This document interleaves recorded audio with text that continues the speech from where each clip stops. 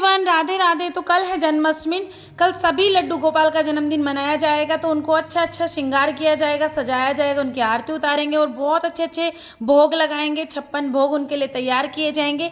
तो चलिए आज 56 भोग में से एक भोग बहुत ही इजीली तरीके से हम घर पर कैसे बना सकते हैं तो उसको देखते हैं। तो नारियल यानी कि गोला सभी के घरों में बहुत आसानी से मिल जाता है। तो आज हम इसे कसेंगे नहीं, ज़्यादा मेहनत नहीं करेंगे। इसे मोटा मोटा इस तरह से हमने काट लिया है। उसके बाद हम इसे डाल लेंगे मिक्सी के जार में। अब इसे हम अच्छे से बारीक पीस लेंगे और ये काफ़ी अच्छे से पीस जाएगा। बस आप रुक रुक के मिक्सी को चलाना है, एकदम बिल्कुल मत चलाना, नहीं तो आपका ब्लेड टूट सकता है। उसके बाद देखिए मेरे को जितना नारियल लेना था मैंने अच्छे से उसको पीस लिया है इस तरह से, वो भी ज़्यादा बिना मेहनत करे। मेरे पास ये कुंजे हैं, यानी कि जो दिवाली पे आते हैं ना खांड वाले, तो ये वो रखे थे तो मैंने इनको ले लिया है। आपके पास है तो आप भी ले सकते हैं। तो थोड़े कम थे तो इसलिए मैं इसमें ले रही हूँ खांड। तो ये दोनों चीज़ें हम ले सकते हैं। अगर आपके पास ये नहीं है तो आप चीनी भी ले सकते हैं। और आपको मेजरमेंट ये रखना है कि 2 कटोरी अगर चीनी लिया आपने तो उसमें 1 कटोरी आपको पानी डालना है। तो देखिए मैंने ये भी ले लिया है और वो कुंजे भी। अभी मैंने सबसे पहले उनको चढ़ा दिया है क्योंकि उनको थोड़ा सा मेल्ट होने में टाइम लगेगा। उसके बाद ये खांड भी हम उसी में डाल देंगे और अच्छे से इसको मिक्स करते हुए हिलाते रहेंगे तब तक कि चाशनी ना बन जाए। ज़्यादा देर नहीं लगती है, 10 या 15 मिनट में आपकी चाशनी बनना शुरू हो जाती है। और देखिए हम इसको इस तरह से अच्छे से हिलाते रहेंगे।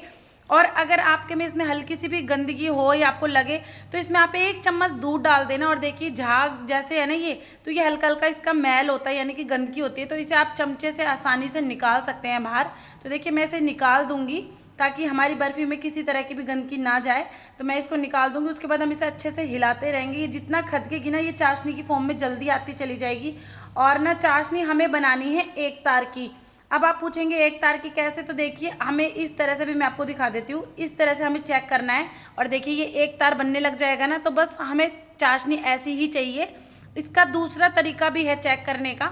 आप पानी की एक कटोरी लेना, उसमें आप जरा सी चाशनी को इस तरह से डालना।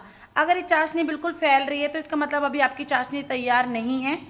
दोबारा से आप 1 कटोरी में पानी ले लेना, उसके बाद दोबारा से चाशनी को डालना। और देखिए अब ये चाशनी ना हल्की हल्की इकट्ठी होने लग जाएगी, जेली जैसे फॉर्म में आने लग जाएगी। इसका मतलब आपकी चाशनी अब बर्फ़ी बनने के लिए बिल्कुल तैयार है। अब आपको इस टाइम पे करना कुछ भी नहीं है। आपको सबसे पहले तो अपनी गैस को करना है ऑफ़। बस हमें इतनी ही गैस की ज़रूरत थी, इससे ज़्यादा हमें अब गैस की ज़रूरत नहीं है। उससे पहले हम जिन प्लेटों में हमें बर्फ़ी को जमाना है हम उनको अच्छे से घी से ग्रीस कर लेंगे ताकि वो छुटने में आसानी हो, चिपके नहीं। तो मैंने थालियों को भी ग्रीस कर लिया है। उसके बाद अब हमने गैस तो बंद कर दी थी। इसके बाद हम इस चाशनी में अब सारा डाल देंगे गोला। तो जितना भी हमारा गोला है हम इसमें डाल देंगे। अगर आपको लगता है आपकी चाशनी कम है, गोला ज़्यादा है, तो आप हाथ को रोक रोक के ही डालना। अगर आपको लगे कि अभी ज़्यादा है तो आप डाल देना, नहीं कम लगे कि चाशनी मेरी कम है गोला ज़्यादा है तो थोड़ा सा गोले को रोक लेना। उसके बाद हमें इसे मिक्स करना है।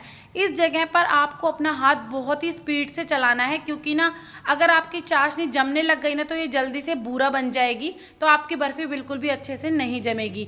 तो देखिए मेरी चाशनी और गोला बिल्कुल बराबर थे, तो मुझे अच्छे से मैंने इनको कर दिया है मिक्स। और ये अब इस स्टेज पे आकर जल्दी से ठंडा होने लगा था, लेकिन मैं बहुत जल्दी जल्दी हाथ चला रही थी। पूरी ताकत इस टाइम पे आपको लगानी है अपनी, बिल्कुल भी हाथ को स्लो नहीं रखना है।